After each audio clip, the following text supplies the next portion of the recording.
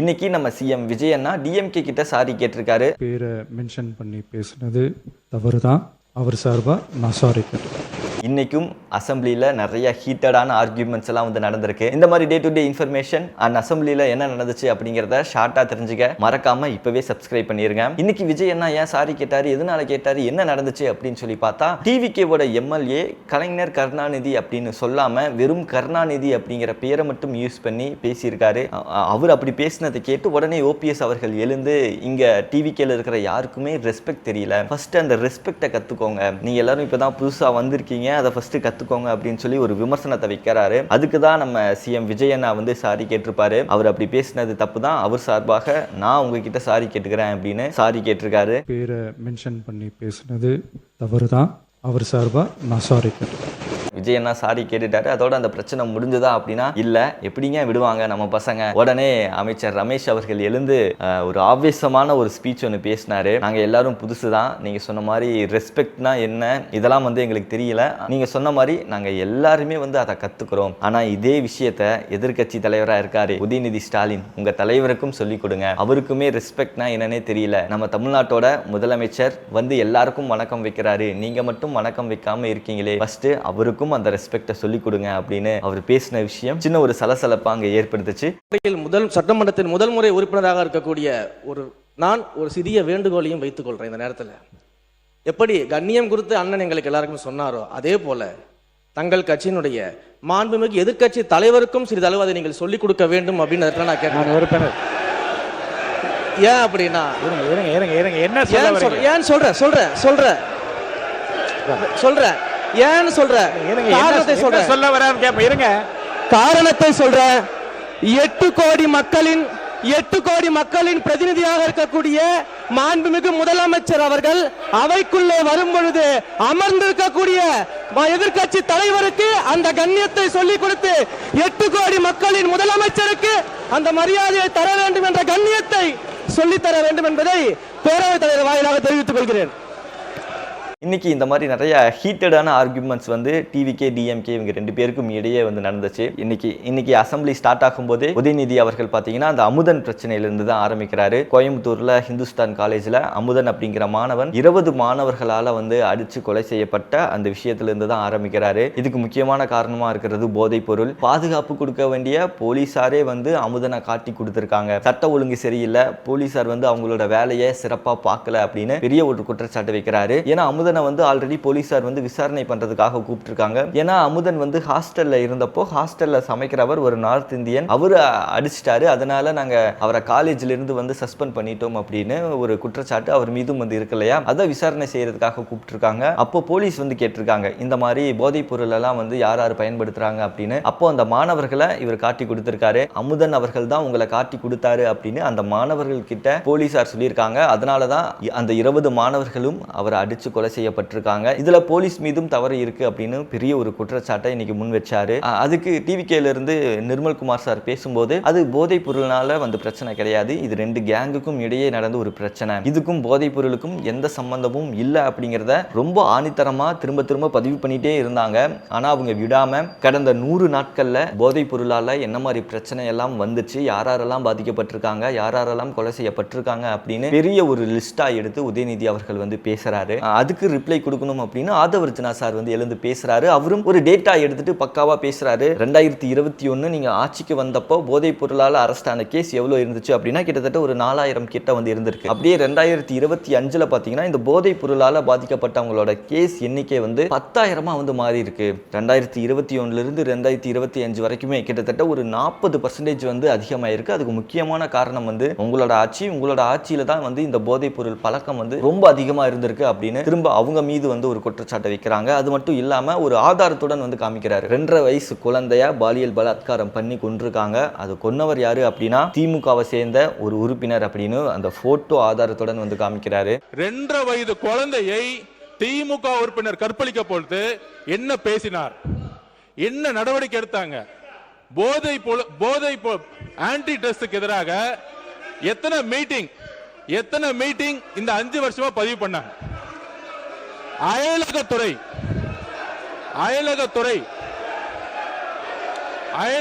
என்பது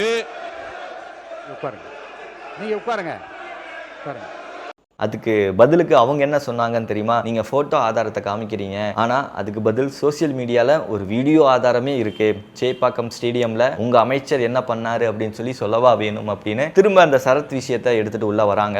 எங்க டிஎம்கே உறுப்பினர் அப்படி பண்ணிட்டாரு, ஆனா அவர் மீது வந்து எஃப்ஐஆர் வந்து நாங்க ஃபைல் பண்ணியிருக்கோம். உங்க அமைச்சர் மீது நீங்க என்ன ஆக்ஷன் எடுத்திருக்கீங்க, ஏன் உங்க அமைச்சர் மீது நீங்க ஆக்ஷன் எதுவும் எடுக்கல அப்படின்னு அவங்க திரும்ப பதிலுக்கு ஒரு கேள்வி கேட்கிறாங்க. ஸோ அந்த டாபிக் எடுத்தங்காட்டி தான் சரத்குமார் வந்து எழுந்து அவரு ரொம்ப ஆவேசமா பேசியிருப்பாரு. பிரச்சனைக்கு நான் விளக்கம் கொடுத்துட்டேன், விளக்கம் கொடுத்ததுக்கு அப்புறமும் நீங்க மீண்டும் வந்து அதை சொல்லிட்டே இருக்கீங்க, அதுக்கு சரியான விளக்கம் வந்து நான் கொடுத்துருக்கேன். அப்படி இவங்க சொல்றாங்கன்னா அந்த சமயத்துல திராவிட முன்னேற்ற கழகத்தின் ஆட்சி தான் நடந்தது. அப்போ ஸ்டேடியம் வாசல்ல இருந்து இவங்க எல்லாம் வந்து அந்த மாதிரியான போதைப் பொருள் வித்தாங்கன்னு சொல்லி ஒத்துக்கிறாங்களா? அப்போ அதனால ஆதாரம் இல்லாமல் விளக்கம் கொடுத்ததுக்கு அப்புறமா தேவையில்லாத எனக்கு கூட தான் வந்து இப்ப செய்திகள்ல நீங்க சொல்லக்கூடாதுன்னு சொல்றீங்க.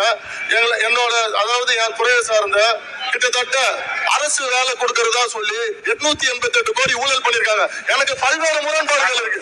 அதனால விளக்கம் அளித்ததுக்கு அப்புறம் அது மாதிரி தேவையில்லாத விஷயங்களை கருத்துக்களை தெரிவிக்க வேண்டாம் என்றது பேரவை வாயிலாக நான் தெரிவித்துக் கொள்கிறேன். அது மட்டும் இல்லாம என்னோட துறையில நான் அமைச்சரா இருந்தப்போ வேலை வாங்கி தருவதா 888 கோடி வந்து நீங்க ஊழல் பண்ணியிருக்கீங்க. இந்த மாதிரி உங்க மீதும் வந்து நிறைய முறைகேடு, நிறைய முரண்பாடுகள் எல்லாம் வந்து இருக்கு. நீங்க லிஸ்ட் அவுட் பண்ணிட்டே போனீங்கன்னா நானும் பக்காவா லிஸ்ட் அவுட் பண்ணிட்டே போவேன் அப்படின்னு அவரு ஒரு பக்கம் வந்து அவரோட விளக்கத்தை கொடுக்குறாரு. திரும்ப உதயநிதி அவர்கள் அதோட விடாம திரும்ப எழுந்து பயங்கரமா அதுக்கு ஒரு ரிப்ளை கொடுத்தாரு. போதைப் பொருள் ஒழிப்புல ரொம்ப சிறப்பா செயல்பட்ட காவல் அதிகாரிகள் 15 பேருக்கு வந்து நீங்க அவார்டு கொடுத்திருக்கீங்க. ஸோ எதை வச்சு நீங்க அவார்டு கொடுத்தீங்க அப்படின்னா லாஸ்ட் 1 இயர் கடந்த ஒரு வருஷத்துல யாரெல்லாம் வந்து ரொம்ப சிறப்பா செயல்பட்டு இருக்காங்களோ அவங்களுக்கு வந்து நீங்க அவார்டு கொடுத்திருக்கீங்க. அப்போ போன வருஷம் எங்களோட ஆட்சியில இவ்வளோ அதிகாரிகள் வந்து இந்த போதைப் பொருள் ஒழிப்புல ரொம்ப சிறப்பா செயல்பட்டனால தானே நீங்க அவார்டு கொடுத்திருக்கீங்க. ஆனால் அது மட்டும் இல்லாமல் அந்த போதைப் பொருள் தடுப்பு பிரிவில் ஆணையராக இருந்தவர் தான் அமல்ராஜ். அந்த அமல்ராஜ் தான் இப்போ உங்களோட ஆட்சியில் சென்னையோட கமிஷனராக நீங்கள் மாற்றிருக்கீங்க. அப்போ அந்த துறையில் அவர் நல்லா செயல்பட்டனால தானே இப்போ அதை விட பெரிய பொறுப்பாக, ரொம்ப முக்கியமான பொறுப்பாக சென்னை கமிஷனர் போஸ்டிங் வந்து அவருக்கு கொடுத்துருக்கீங்க.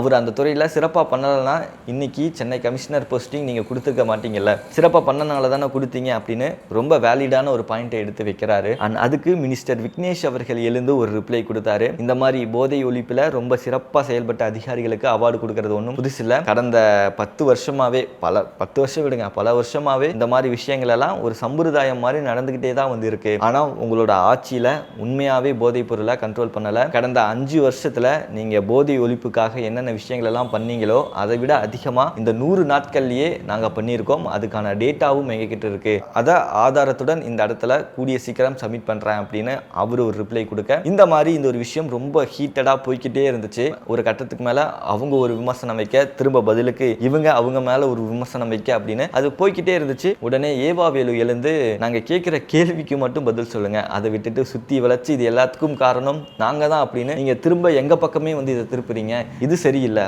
கேட்ட கேள்விக்கு ப்ராப்பரா பதில் சொல்லுங்க அப்படின்னு அவர் ஒரு விஷயத்த சொல்லிட்டு திரும்ப வழக்கம் போல வந்து அசம்பிளியில இருந்து வெளிநடப்பு பண்ணிட்டாங்க. திரும்ப வெளியே போய் பிரஸ் கிட்ட எல்லாம் பேசிட்டு அதுக்கப்புறம் என்ன நினைச்சாங்க தெரியல, திரும்ப உள்ள வந்துட்டாங்க. ஆனா இப்படி ஒரு ஹீட்டடான ஆர்கியூமெண்ட் இந்த போதைப் பொருள் பிரச்சனைனால வந்து நடந்துச்சு. ஆனா அடுத்ததா இன்னொரு முக்கியமான விஷயம் வந்து பேசினாங்க. புதிய ஒரு ட்ரிகர் வேர்டுன்னு நினைக்கிறேன், ஊழல் அப்படின்னு சொன்னாலே வந்து எல்லாரும் ட்ரிகராக ஆரம்பிச்சிடுறாங்க. அருண்ராஜ் அவர் பேசும்போது கடந்த 50 வருஷமாவே ஊழல் வந்து தமிழ்நாட்டில் நிறைய இருக்கு அப்படின்னு சொல்லிட்டாரு. ஆனா அவர் எந்த கட்சி அப்படிங்கறதெல்லாம் வந்து மென்ஷன் பண்ணல. உடனே டிஎம்கேல இருக்கவங்க எல்லாருமே எழுந்து ஆக்ரோஷமா வந்து கத்த ஆரம்பிச்சிட்டாங்க. நம்ம ஆனந்த் சார் எழுந்து அதுக்கு ஒரு ரிப்ளை கொடுத்தாரு.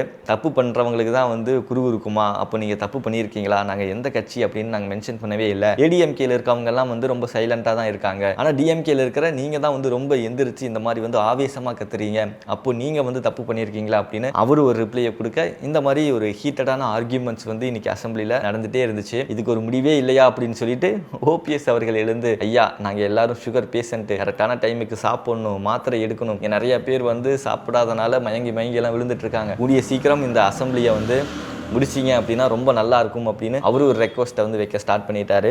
ஸோ இந்த மாதிரி சில ஹீட்டடான ஆர்குமெண்ட்ஸ் எல்லாம் இன்னைக்கு அசம்பிளியில் நடந்துச்சு. அடுத்ததா நம்ம சிஎம் விஜய் அண்ணாவோட இந்த ஆக்ஷன் நாசா லெவலில் வந்து ட்ரெண்ட் ஆயிருச்சு.